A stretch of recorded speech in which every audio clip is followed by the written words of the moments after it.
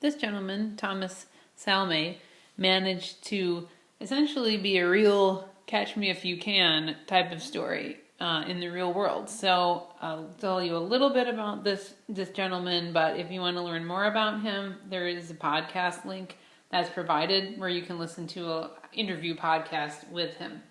But Thomas Salme is a Swedish man who in the early 90s and mid 90s, he really wanted to become a pilot. His family just didn't have the money to send him to flight school, but he just really had a passion for aviation, and he managed to sneak into the training center with a friend who worked at Scandinavian Airlines and gets time in the simulators at night for 2 or 3 hours at a time, training 15 or 20 times over a period of about a year and a half. He also read different airline manuals, technical manuals, and learned more about airplanes from that.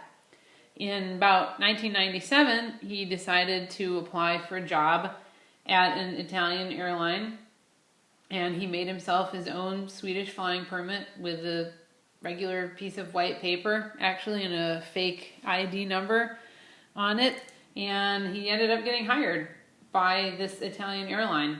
And 2 years later, he became a captain with this company, worked for them for 7 years, flying, I believe, Boeing 737s, ended up moving on to another different company, and basically continued working in various different European airlines as a captain until he was arrested at Amsterdam Schiphol Airport in March of 2010. It's just a few minutes before takeoff. He was sitting in the airplane when the authorities came on, who had said that they had been alerted by a person who had once been a private pilot, but had expired and never qualified him for passenger flights.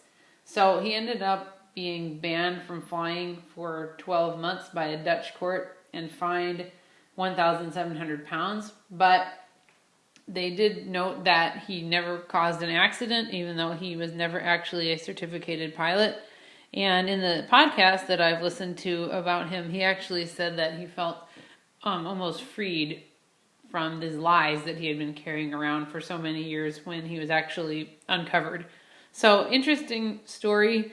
It apparently was not very hard for him to forge these papers, and there wasn't a lot of checking going on. I don't know how easily this could be done in the United States, given the FAA's database that is easy to search for anybody really can check on to make sure someone actually has what they say they have for as far as pilot qualifications. But this person, Europe, and lots of different countries in Europe, all of which are issuing different pilot certificates, they look different. They may not know. They may not check the other country's paperwork. But interesting story. If you'd like to know more or hear an interview with this gentleman himself, there's a link to a podcast in the notes to this video.